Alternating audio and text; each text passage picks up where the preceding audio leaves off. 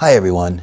I'd first like to thank all of you for your dedication to serving our community, your commitment to our residents, and for your support for each other. 6 months ago, a message from Dr. Ptsd Lvfr on PTSD symptoms and self-care was distributed throughout our department. As we are at the 1-year anniversary of the Route 91 mass shooting, Dr. Lvfr has provided us with a video with more advanced tips and assistance. Please take the time to review this potentially life-saving message.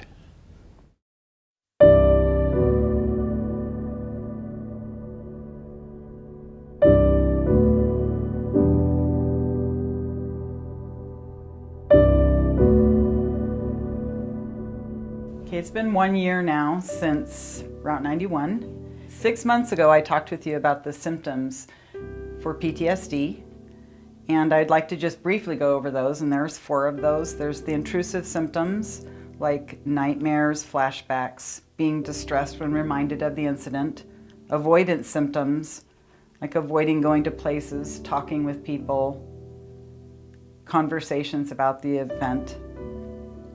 The third cluster, negative thinking and mood symptoms, symptoms like having negative beliefs about yourself or about others, about the world, feeling detached from others. And the fourth symptom is arousal symptoms, and that's that sense of irritability, anger, hypervigilance, poor sleep. And then after that, I talked to you about working on your sleep, exercising, eating right, and tapping into good social support and having good structure in your life as some real basic coping resources for yourself. And today I'm going to talk instead a little bit about some more advanced ways of coping, and these would be just useful as an ongoing effort to take care of yourself, considering the type of work you've chosen to do in your career. So one of the first I always share with people is meaning is such an important thing. Most of you didn't go into the fields you went into because you were into numbers or you were into punching a clock 9 to 5. Most of you went into your fields because you felt like you were going to be able to make a big difference in life because it was so meaningful. And oftentimes, as time goes by and the grind of work sets in, we will lose touch with that meaning. And that's something that's very, very important to get back in touch with. It can help you stay anchored when things get difficult. Why you chose this work can help you stay centered and gives you so much more perspective when things get challenging in your work. A second thing I share with people is always have something fun scheduled. And I know that sounds really Pollyanna-ish. However, when you have something fun to look forward to, it's something that it's the reason why you're working as hard as you are. So you want to have that vacation planned.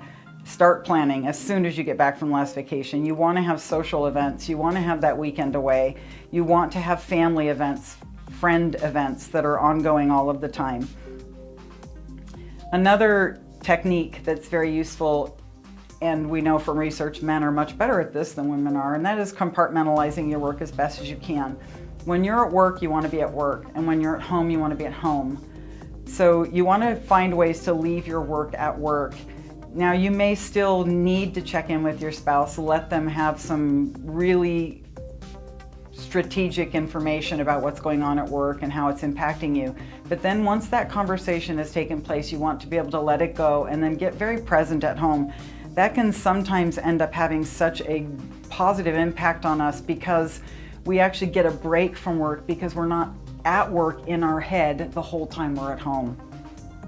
The next useful coping skill would be to not stuff your emotions. It's important to notice them, name them, actively deal with them. If you're more current with your emotions, you'd lighten your burden on life substantially.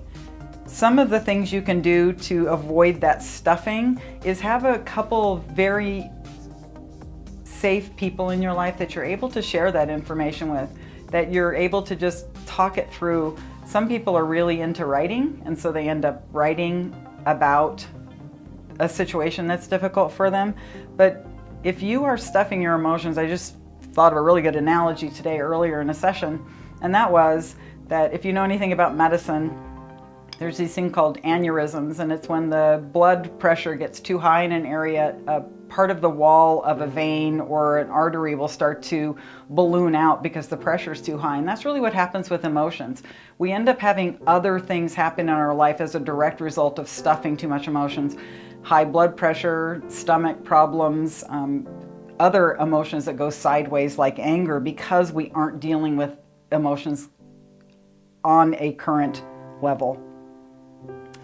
Another good coping resource is to have a personal standard. And that sounds kind of corny, but really a lot of times we allow other people to decide on our standards instead of us deciding on them. So whatever your work ethic is, whatever you decide the standard is, it might not even be necessary for other people to operate at that level, but you can operate at that level and feel good about that. You also, certainly we want to have those standards for our work life, for our personal life. We want to be able to feel the pleasure in a job well done, and we also want to feel the pleasure of being present with our family, with our friends. And if we have those as our standard, like how much time I spend at home, how much time I'm at work, then we are going to end up operating so much better in our life on an overall basis. Another general coping resource is to have a spiritual path. For some people, this includes religion, but for other people, it is just a general way of operating in the world. And having the anchor of spirituality is also one of those things that steady people during difficult times. And a couple of these other things I share with people because I've had my own experiences in my professional life and I found that these to be useful. One is put a plan in place and create some accountability for yourself when you know in the course of your work you're going to have new critical incidents that come along. So decide on how much sleep you know you need. Decide on the exercise, the emotional connection, etc. in the aftermath of a critical incident. And then when you go through your next one, launch that plan.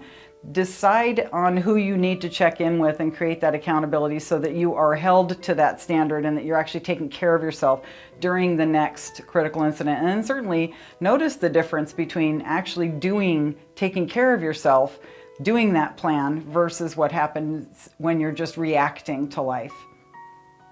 Also, schedule the occasional spring cleaning in your life. Get rid of or radically decrease your contact with people, places, things that are not enhancing your life anymore. People can become toxic, habits can become useless, and things can turn into clutter. Evaluate, minimize, discard. It's just one of those things that they'll tell you to do it with your house. I think we need to do more of that emotionally. And then the last few points I have for you is that I want you to be very, very aware of when you overuse a coping resource.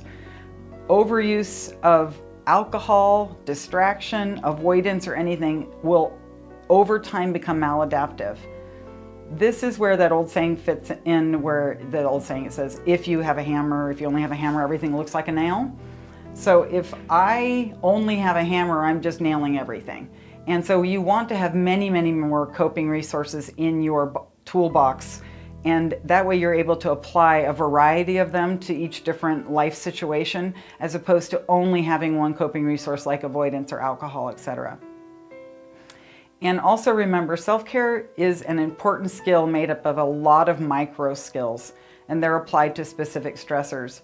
When a coping skill is used, it should help the overall impact of the stressor in the long run. I always say beware of the short-term quick fixes like alcohol or TV. They don't actually make the stressor better in the long run. They may feel a little bit better right now, but in the long run they have a tendency to make it worse. And then very last point I have is the structure of your self-care, the structure of your coping resources should be in place at all times. And then when challenges come along, you would increase those coping resources. If you have nothing in place and this is a quieter time in your life, this would be a good time to start developing some of those self-care strategies. Start putting some of those things in place, and then when that next critical incident comes along, you'd be able to increase them in a useful way so that you would not have as much of an impact as you usually do.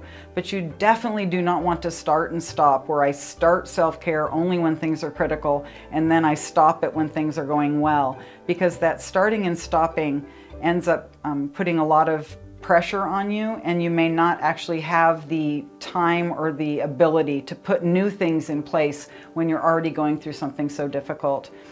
I'm hoping that at this year anniversary that our whole community is in a much better place, and that we've learned some things and that we've grown in some ways and that make us all feel better. And I'm hoping that as in this first responder community that we have some things to share with other communities about how it's done. Critical incident anniversaries can affect everyone differently. If you or someone you know has any questions regarding how to access a professional counselor, please contact any of our peer support team members or Angela. And remember, your contact will remain confidential. I also want to thank all the members of our peer support team and their service to all of you. I am very grateful and proud for all they do. And thank all of you for your great service to Las Vegas Fire and Rescue and the City of Las Vegas.